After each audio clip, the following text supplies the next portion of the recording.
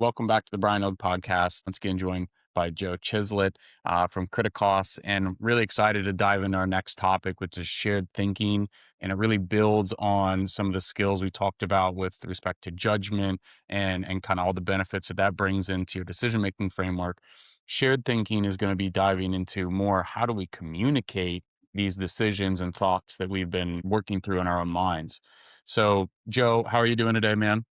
Yeah, I'm good, thanks, Brian. How are you? I'm doing all right. I took a little elbow playing basketball this morning, so my mouth is a little wobbly on the words. I got a fat lip. Okay. Otherwise, fine. So Okay. Well, like it doesn't show too much, so I was concerned that the moneymaker was broken, but all I can do is talk, so we're good. But anyways, I'm excited to dive into shared thinking today, Joe, because it's so important for people to make great decisions, but then you're generally not working or living in the world by yourself and just in your mind. I think it's really important to be able to communicate with others. What are your decisions? What's gone into making that choice? And this concept of shared thinking is being able to share your thoughts and your judgments, right? So I'm excited for you to dive in. And I think where we want to start is based on your research and expertise and track record. This is generally an overlooked topic of critical thinking and kind of this whole kind of study, if you want to call it that. I suppose it is. Why is shared thinking overlooked, even though it is so important to be able to communicate the ideas? yeah. I think, yeah, it's definitely true to say that it's been overlooked, and certainly I overlooked it when I used to teach critical thinking when I started out, and because the textbooks overlooked it. I think it's partly this academic tradition it comes from, where you're sort of analysing arguments, and you're doing it quite forensically, and you're just thinking about in this tradition of what's logical and what's not logical. But after a while, when I started to think, like often I'd set questions and tests, and people had to try and find out, like they had to identify unfair move someone was making in a conversation, or identify a straw man or an ad hominem or something like that. These kind of things where people are sort of like not really playing by the rules. Um, but I started to think it's almost like it's in danger of sort of turning into name calling, or sort of like holding up cards, like in soccer, like a yellow card, red card, like foul play. And so, okay, so you and identify a possible unfair move. But a more interesting question to me was like, well, why? Why is the person doing that? And this idea that you just sort of give people, you tell people what are fair and unfair moves in arguments, and then from then on they'll just argue completely fairly and rationally and reasonably for the rest of their lives, just seemed to be completely naive. It was missing the interactional side of people and why people are so desperate to win an argument. You know, and so I became so sort of interested in this idea that had sort of been overlooked, the sort of psychology, if you like, of how we share our thinking. That when I started off Criticos, I was actually I was on a mission to rebrand critical thinking as critical discussion for a while, because I just saw something really important in this idea. And I was working in schools at the time, and schools were so obsessed with debating all the time. And debating's, is obviously going to teach you some good skills, but essentially it's about winning. It's always about trying to win an argument rather than try and sort of get to the truth. And I thought, well, critical discussion is a sort of nicer way of looking at how we share our thinking in a way that we hope will sort of test our thinking, but improve our thinking, and between us sort of arrive at a better place, a better idea, a more accurate view, something like that. So yeah, I went all in on critical discussion for a while. I sort of now I see it as sort of an important part of thinking. But as you say, it's it's it's essential, because no matter how good your thinking is, you could be the best thinker in the world, but if you can't communicate your thinking well with other people, then it's kind of irrelevant. And it is a slightly different skill, being Yeah. able to get other people on board and share your ideas with other people and not alienate them when you do disagree with them. Um, I think it can be sort of seen as a sort of, and for those reasons, it does get forgotten, but it's such an important part of who we are and how we think. I mean, I won't go into it today because it's a bit too heavy and technical, but there are some very interesting, convincing arguments, I think, that our whole ability to think and reason evolved from the social context of being amongst other people, these complex societies that we lived in, and the need to cooperate and communicate with people, needing to give people reasons to do that. I'm very persuaded by those arguments. So, for whatever reason, but just bring it right back to the bread and butter. We need, like you started off saying, you got your ideas. You need to share them with other people. And there are ways of doing that well and not so well, essentially. And that's, I thought, what we talk about. Yeah, I'm really excited to get into those examples or conversations of like when it goes right, when it goes wrong. I think I know I have a couple of stories I'm going to probably throw at you, but I do think that your point about winning an argument and the kind of the spirit and the intent going into a conversation is really important from like a starting baseline. I'm going in there to make sure that my point of view is the only one that comes out alive versus I'm going in there to, collaborate with the team and come up with the best collective decision where we all can get to where we want to go together. I think those are kind of that's the dichotomy that I'm feeling there. And there's one is kind of authoritarian to a degree, like I'm going to make sure that this happens no matter what at all costs. And you know, I, I have I'm gonna sidebar off on this, but I want to toss this out at you. The game of telephone is a good example of the intent and the spirit.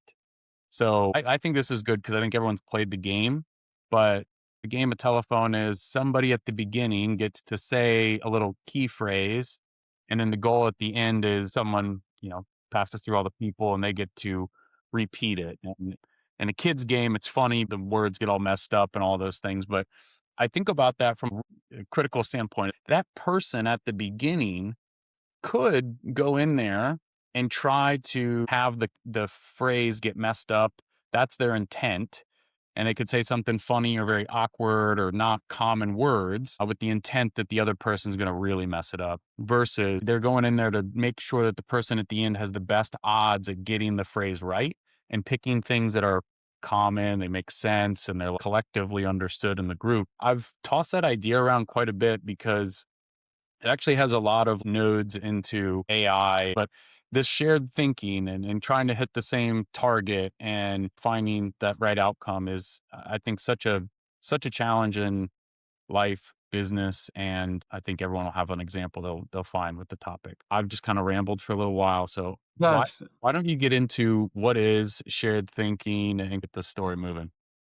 yeah, well, I mean, everything you said is spot on because it is. We are going to be talking a little bit about intent and human psychology and human interactions and dynamics. And I think an important point is to like whatever you do, it's got to. We've got to be sort of working with the grain of human nature. We can't redesign people completely, and I don't not in the business of even trying to do that. And in fact, we don't necessarily want to take the adversarial element out altogether. There's a sense in which it can actually be a sort of feature rather than a bug. The fact that we are good at finding fault in other people's arguments, better than we are in our own, means that when we get together, we can, like this is why you have peer review in science. You don't just have scientists just putting out their papers and talking about how wonderful all their findings are. It gets put into the lake with all the sharks to attack it. I'm not suggesting that that's what a conversation should be like, but there's an extent to which some of these human dynamics and these aspects of human nature you can sort of use you can use them in a kind of positive way, is what I'm saying. So we're going to focus on so this idea of sharing thinking specifically, not just conversations generally, sharing thinking, and just a little link back to this idea of judgment. So, like last time we were talking about why I was saying why it's really helpful to be able to identify when judgments are happening, but we didn't really talk about how to make better judgments or improve them, sharpen them. And the simplest way to do that is to share them with other people because we are good at finding fault in each other's ideas. So that's the basic idea. Like you do it to improve your own judgment, partly to test your judgments. This week on two differing judgments was, you get a second opinion from a physician, right? Mhm. So you Yes. go in and one says, "Hey, you're fine," and this one says, "Hey, you should probably see this specialist." Those are Mhm. two separate judgments that have an element of risk for the patient, right? So the patient could take judgment one and just be like, "I'm fine. They said I'm okay." And then I get a second opinion, and then it's like, "Well, maybe we should look at that a little bit closer." That's the example that we gave last week. Yes, and I guess what I'm trying to say in simple terms is that when you've got differing judgments, the implication is that one of you is wrong or needs at least one of you needs to change, needs to correct their view, and which isn't really happening when you're sharing, sharing opinions is a bit more, well, it's my view, that's your view.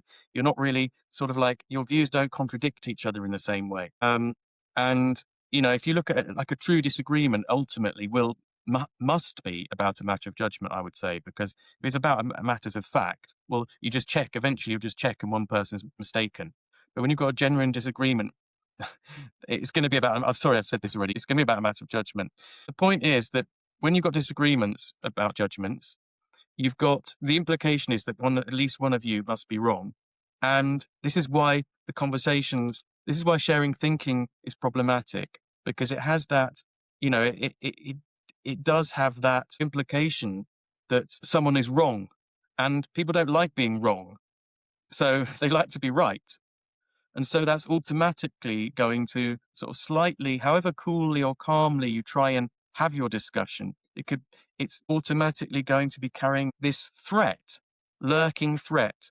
That humans, like, we are social beings, we're like kind of social creatures, and things that are very, very important commodities to us, like to live amongst other people, you've got to have a certain amount of self-esteem, confidence in yourself.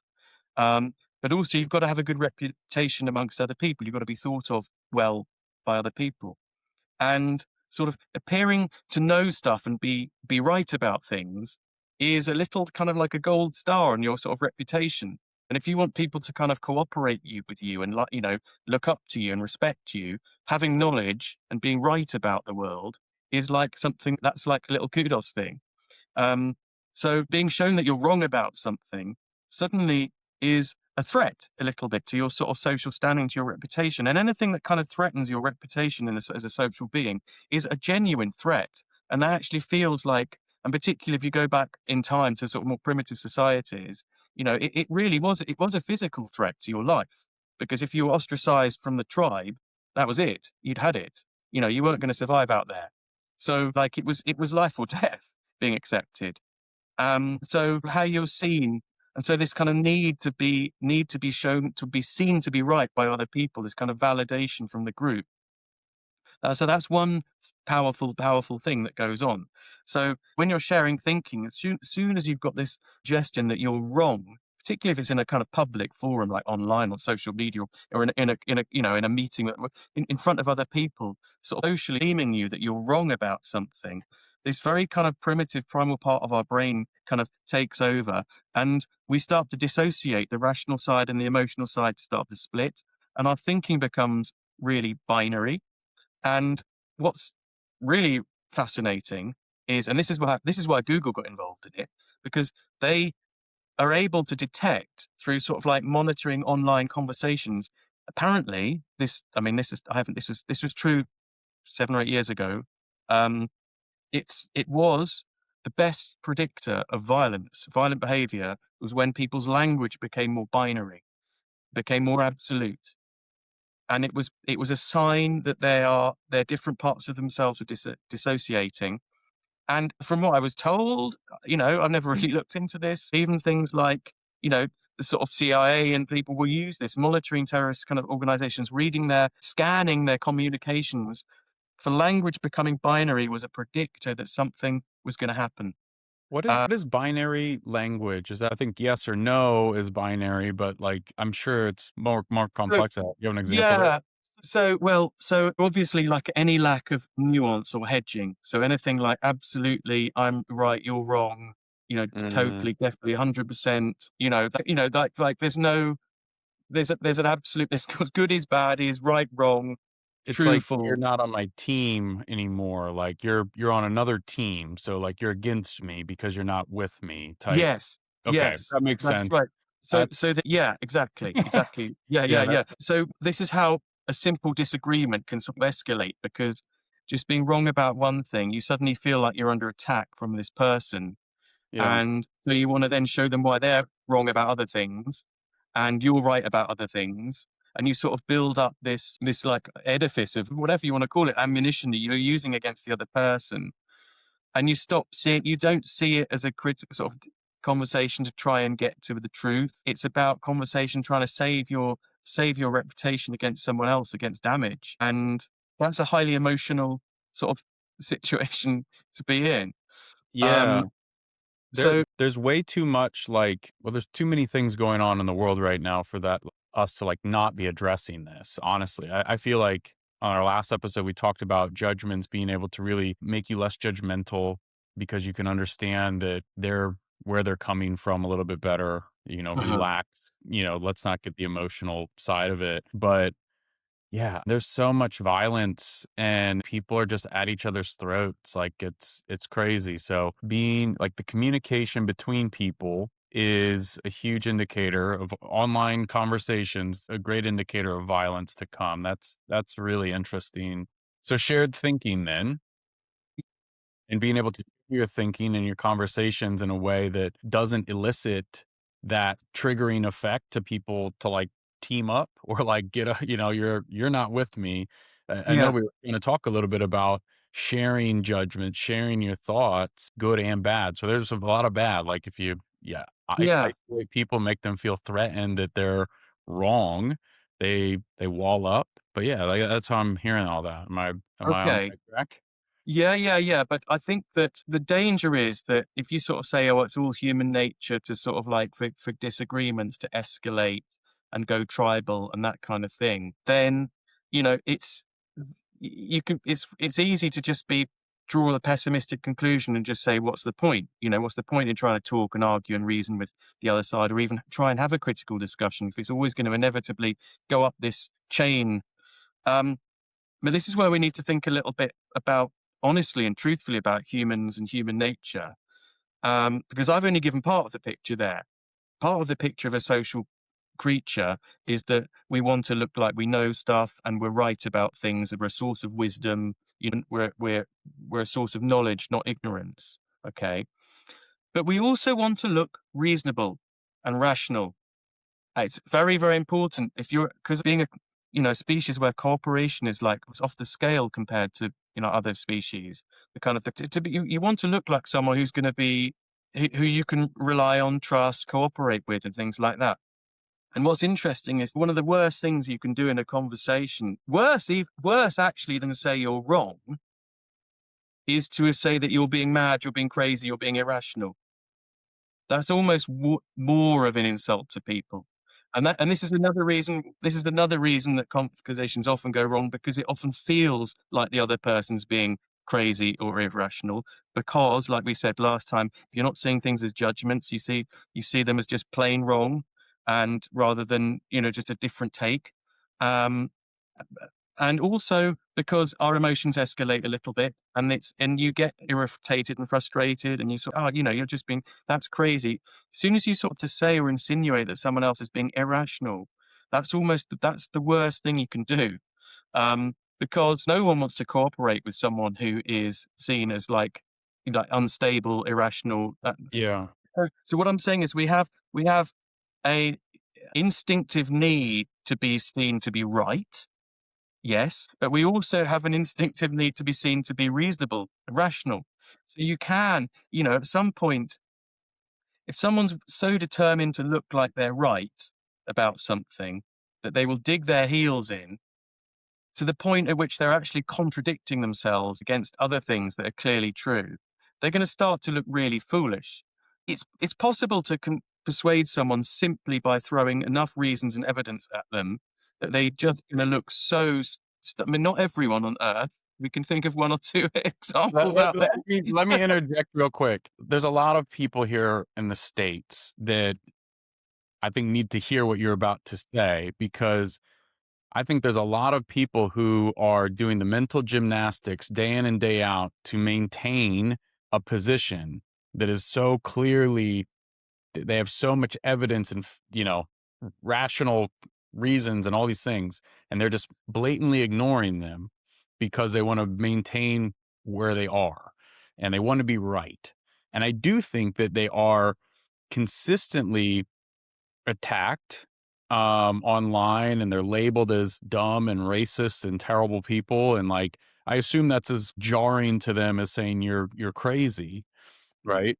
But yeah, that's driving people into the different camps over here. Mm, or the teams, and like there's so much rhetoric happening around it. And well, conversations yeah. I've had with people, everybody's like trying to find like how do we find common ground together? How do Mm. we find those things that we want to align on? So I think what you're about to get into, and I totally got you off your track, but like this is ground zero stuff here in the States between the people. But I think just just this is a kind of slightly technical point, but I want to try and keep things simple and like I want to try and keep, I was always going on about uncertainty, like it's about realizing that we don't know things. But actually, I've been thinking a lot about how actually I'm always looking for certainties. I do value certainties, and I want to try and find some basic, simple, but some truths that you can sort of can build on. And one of my kind of truths is that humans are a mixture of things. We're a blend. We're partly, we do listen to reasons, but we don't only listen to reasons. And we're going to I'll talk in a minute about how to sort of use that. But, but one thing that's not quite so simple, but it's a bit more complicated. This is a strange link actually, but this whole idea of updating in a way, which is a kind of quite a rationalist way of talking about it. In a way, a way of sort of neutralizing being wrong, taking some of the emotiveness out of being wrong. If you say, well, rather than seeing myself as being wrong, I'm like updating, that makes it sound that's a more positive spin on sort of changing your mind. The first tip about disagreements, if you don't want them to escalate, is don't make it all about the disagreement. Get some, get a relationship going first about other things as human beings. I'm sure that if these two people are massively polarized, whether it's about climate or politics or something or other, they started off by sharing stories about their families and their childhoods and things like that. There's a lot of evidence that this is one of the best ways of confronting like prejudice and racism, things like that. When you get people who actually go and spend some time with people, you know, from a different background, that's the best way to kind of like cure it. So, but don't make it all about the disagreement. Build some trust first. Once it does get onto try and find some common ground. Once it does get onto the disagreement, like try to remember what's at stake, like I've said for the other person all the time. So every concession that they're making, you've got to kind of like acknowledge that, and also making some concessions yourself because people tend to reciprocate. So if you say, I've noticed I've done this a lot in practice. If I go into a conversation where someone's really fixed and they've obviously got a different viewpoint from me, and I don't maybe like their viewpoint or want to get them to rethink, the first thing I start doing is I'm showing some vulnerability in my position. I go, oh yeah, you're right about that. And I've noticed that people after a while, they'll start saying, yeah, actually I might be. So, if you can make a concession, people also make a concession.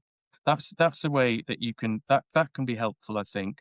Um, there's a nice phrase in this book. There's a really good book called Conflicted. And I think it's got a different title in America, but the one I've got is called Conflicted by Ian Leslie. And a lot of my techniques are taken from that. He has really neat little chapter headings, like things like let go the rope, so it's not like a tug of war, trying to, and I'm sure you know this technique as a salesperson, like giving people the option of choosing an option when it's an option that you want. So it feels like they're empowered making the choice. Um, Don't there's give even a away all my phrase. secrets over here, Joe. Yeah, yeah. And thinking No, no, about, no. You're right though. that No, I mean it's something that pretty commonly comes up, right? When I'm thinking about how like I'm talking about closing a deal, right? Mhm. I spent a lot of time with the person. I built up a relationship. I understand their current state, their future state, and I've given them an approach and an opportunity to get there. And that's typically what I'm selling is like improvements of systems or technology, or I'm taking you from where you are to where you want to go. That's a scary thing for businesses to say, yes, I'm going to make this change for my organization because like change is hard. So you have to kind of give them like the platter. It's like, well, we can make the step forward together, and you can trust that I know what I'm doing and that my team is capable of executing. So there's option one. There's you can do it on your own, right? We've talked about what you want to do. You know what you want to do. You go do it on your own, or you can kind of just stay here. So what ends up happening a lot of times in like the end of a sale is you've come to a conclusion with the customer about what they're trying to achieve. And there's table stakes that need to be met, but then there's generally like one or two things that get them to move. But they get their choice is go with somebody, go it alone, or do nothing. Those are the three choices. Doing nothing is always a choice. Firmly believe that. And, one of three wins. There's always 12 other vendors competing for the business. So it's who do they trust more to help them get to where they want to go? That's that's like a real sale. That's like helping a business transform versus like I want new socks and I go to Amazon, I click the thing and I buy it. That's transactional. Like selling is like really Mm. understanding and building into that. So the wisdom, the cooperation, the trust, that's super important for salespeople. Yeah, yeah, yeah. But I mean, in a way, like when you're sort of sharing, when you're trying to, when you're sharing thinking and you're putting forward your judgment, and if you're in a one that you kind of would like other people to accept, you are selling. You're getting someone to buy, literally, sort of, well, not literally, in the sense that figuratively, you're getting them to buy into an idea. You're getting them to invest in something, take a risk, put down some beliefs that they hold, pick up a new one, walk into the world with this new belief that they've acquired. It sort of is a product in a way. Um, is the analogies work very, very well, and how much and how heavily to buy into an idea, and people are naturally cautious as customers of ideas. They're going to be, and it's sensible to be. It's prudent. You don't want to just buy every idea, to pay for every idea that that you come across. Some you want to reject, and so the process is that a salesperson encounters is exactly what's going on really with ideas, and I think that. And an obvious point that just occurred to me while you were speaking that I hadn't made. It's just maybe I had, but is just people need validation for like the reasons we were saying earlier, and just like having people sort of saying or implying that you're wrong about things is it makes you feel sort of invalidated, and can increase the threat state. So doing what you can to validate people and say, yeah, that's a good idea. Yeah, I really agree with that. Oh, wow, hadn't thought of that. That's really powerful. The only trouble is people can smell in authenticity. So it's got to be sort of, it's got to be genuine. And I think sometimes rather than saying that's great, sometimes that's interesting is more effective, because it's more plausible that you're going to find something interesting than you're going to find it amazing. And actually, we quite want to be interesting, don't we, into other people? So if someone's saying that's interesting is quite flattering. But yeah, something to validate the other person. There's a little anecdote, a documentary I was watching about the former Prime Minister Tony Blair, who was he was whatever people may think of him, he was phenomenally successful, unbelievably successful. Like he took the Labour Party that hadn't been in power for years and years, this landslide victory, won like 3 elections in a row, ended up having to give it. He was just kept winning, even after doing these really unpopular things like going to war with George Bush and Iraq and everything, which the country were generally against. He still won the next election. He had this. He was incredibly, incredibly persuasive. The thing with Tony was that everyone whoever went to talk to him always came away thinking he'd agreed with them. whoever, whoever, Whatever different points of view they had, he had that kind of way. And of course, he didn't really, but he obviously had that super way of going. He must have validated the hell out of people to have got them to, so that persuade. It's an obvious thing. What I mean, this is a big topic in itself, but like people are so desperate to sort of appear tough and kind of like strong that, you know, to the extent that they end up rubbing people up the wrong way. They don't get people on side, and also they look foolish. I think there's like 3 episodes in here probably, but Mhm. the I think we made some really awesome points and highlighted a bunch of reasons why being able to communicate something that is high stakes has risks. Thoughts and opinions are different between people.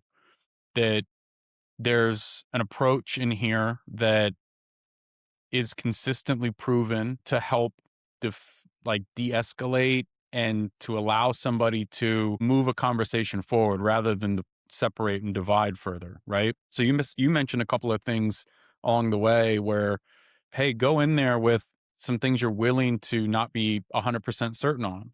Be the first one to concede and also allow the other person to have an opinion and validate and hear their opinion is really important because people just generally want to feel heard.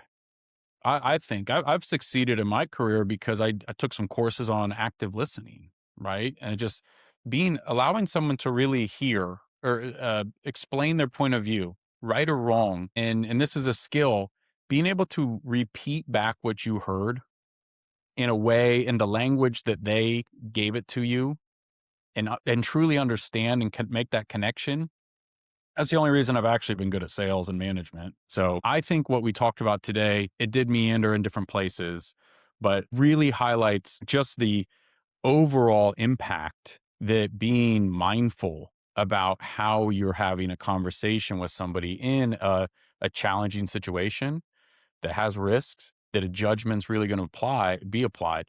Like, you can be so more effective in whatever change you're trying to achieve. These are tactics and mechanics that, this is psychology. This is how humans think. This is how they react to certain things. And like, I hope that more people that are listening to us are of the, I want to do good in the world. And these are skills that I want to be able to bring into my environment, right? We can have one conversation at a time. Like, we're not changing everything like with the wave of a magic wand. It's more people with the skills, with the abilities to process and have these conversations, Joe, is where I think that change actually can move in a good direction. Nothing's ever going to move forward until people are able to have difficult conversations where people can align towards a better outcome.